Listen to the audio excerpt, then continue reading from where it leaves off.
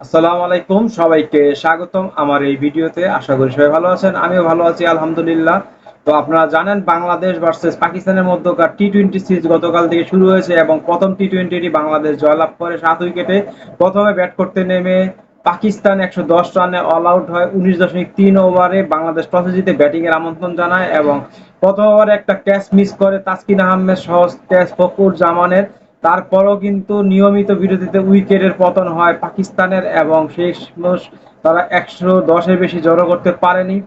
মুস্তাফিজুর রহমান তিনি 4 ওভার বল করে মাত্র 6 রান দিয়ে দুইটি উইকেট দখল করে নেন। অনেক ইকোনমিক্যাল বল দেন, 1.50 তার ইকোনমি রেট ছিল এবং আরো বলাররা কিন্তু নিয়ন্ত্রিত বোলিং করেন, যার কারণে আসলে পাকিস্তান বেশি রান করতে পারেনি। আর পাকিস্তানের টিমটা তুলনামূলক অনেকটাই নতুন আমার কাছে মনে হয়েছে এবং তাদের মধ্যে ধৈর্যশীলতার অভাব আছে এবং তারা গতকাল হেরে কোচার এবং অধিনায়ক পিচের দোষ দিয়েছে। তো আমার কাছে প্রশ্ন হচ্ছে, 2021 সালে যখন পাকিস্তান বাংলাদেশে আসে ঘরের মাঠে, বাংলাদেশকে কিন্তু পাকিস্তান হোয়াইট ওয়াশ করে যায়, তখন কিন্তু পিচের কোনো অভিযোগ তারা তোলেনি, কারণ তখন তারা ম্যাচটি জয়লাভ করে। যখন তারা আসলে ম্যাচটা জিততে পারলো না, তখন কিন্তু পিচের অভিযোগ এসে পড়লো। এখন বাংলাদেশের ভালো বোলিং এর ক্রেডিটটা চলে গেল পিচের উপর। আচ্ছা, পিচ সমস্যা ভালো কথা, কিন্তু বাংলাদেশ কিভাবে মাত্র 15.3 ওভারে ম্যাচটা শেষ করে ফেলে?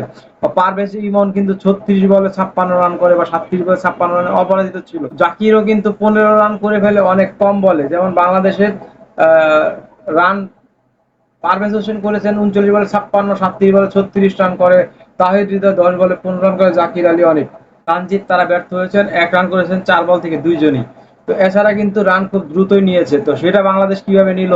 বাংলাদেশ যদি কালকে ম্যাচটি হেরে যেত, তখন কিন্তু পাকিস্তানের কোচ বা অধিনায়ক এই কথা বলতো না বোলিং পিচ বা ব্যাটিং পিচ বা কি পিচ বানিয়েছে, এই বিষয়টা আসতো না। কারণ এর আগে তারা কিন্তু 2021 সালে এসে বাংলাদেশের সাথে কিন্তু 3টা ম্যাচ জিতেছে। কিভাবে?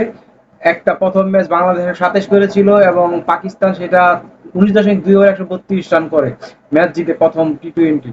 পরের টি-20তে 108 রান করে 7 উইকেট হারিয়ে বাংলাদেশ 18.1 ওভারে 109 রান করে ম্যাচ জিতে 8 উইকেটে। এবং শেষ টি-20তে 124 রান করে 7 উইকেটে বাংলাদেশ এবং পাকিস্তান শেষ বলে গিয়ে 127 রান করে 5 উইকেটে ম্যাচটি জিতে নেয়। তো সেই সিরিজে কিন্তু বাংলাদেশের স্পিনিং পিচ বা পেস পিচ বা মানে বোলিং পিচ ব্যাটিং পিচ এইসব প্রশ্নগুলো পাকিস্তান করেনি, কারণ সেই ক্ষেত্রে তারা সিরিজ জয়লাভ করেছিল। এবার তারা সিরিজ জয়লাভ করতে পারেনি, বা সিরিজ জয়লাভ না, সিরিজ জয়লাভের এখনো সুযোগ আছে। গত ম্যাচটা শুধু হেরেছে, অনেকদিন পর বাংলাদেশের সাথে ম্যাচ হেরেছে টি-20।